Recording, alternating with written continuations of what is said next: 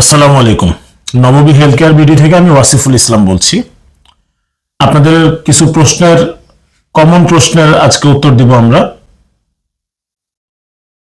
আপনাদের একটা প্রশ্ন যেটা প্রায়ই আসে যে রুকিয়া কি। এইটা প্রশ্ন সাধারণত করে যারা একেবারেই কোনো ধারণা রাখে না, যারা এমন লোকেরা এই ধরনের প্রশ্ন করে।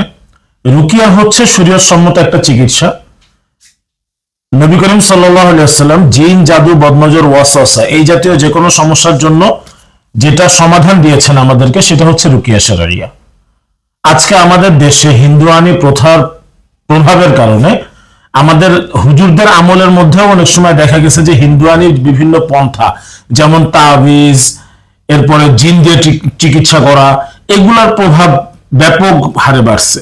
আর আমরা সাধারণ মানুষ এই বিষয়গুলো ভালো না জানার কারণে যে কোনো সমস্যা হলে কবিরাজের কাছে দৌড়ানো শুরু করি, আর বলে হুজুর করতেছে, অমুক হুজুর, অমুক মোতামিম, অমুক হাফেজ সাহেব, ইত্যাদি ইত্যাদি ইত্যাদি।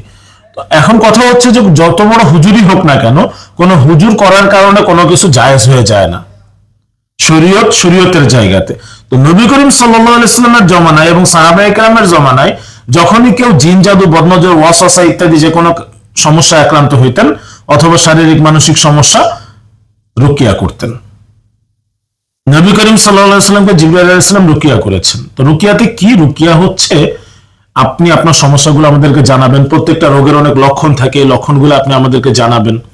জানানোর পরে আপনার লক্ষণটা কোন রোগের সাথে মিলছে, বদনজরের সাথে, হাসাদের সাথে, তাসাল্লুতুল কারিনের সাথে, সিহরের সাথে, নাকি জিনে ধরা রোগীদের সাথে, এইটার উপরে ডিপেন্ড করে আমরা একটা ডিসিশন মেক করব যে হচ্ছে আপনার সমস্যাটা কি।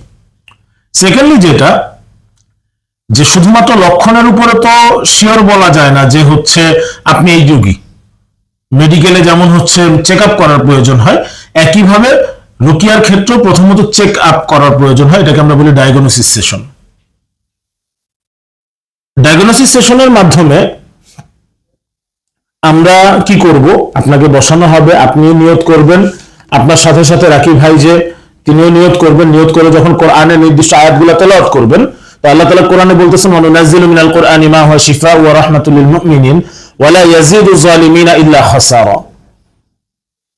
আমি যে কোরআন নাজিল করেছি এটা মুমিনদের জন্য রহমত, শিফা এবং রহমত, কিন্তু জালেমদের ক্ষেত্রে এটা কষ্টকে আরো বাড়ায় দেয়।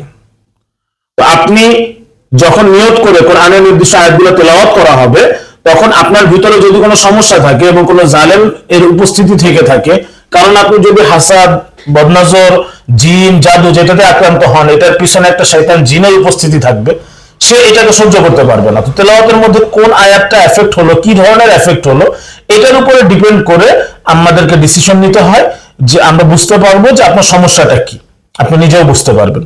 দেন এরপরে হচ্ছে ট্রিটমেন্টের ক্ষেত্রে লং প্রসেস। এই লং প্রসেস বলতে এখানে লম্বা সেশন করতে হয়, 3-4-5 ঘন্টা, অনেক সময় আরো লম্বা সময়ও লাগে। এর মধ্যে বিভিন্ন পয়েন্ট বাই পয়েন্ট ইস্তেফরাগ আছে, তাদমির আছে,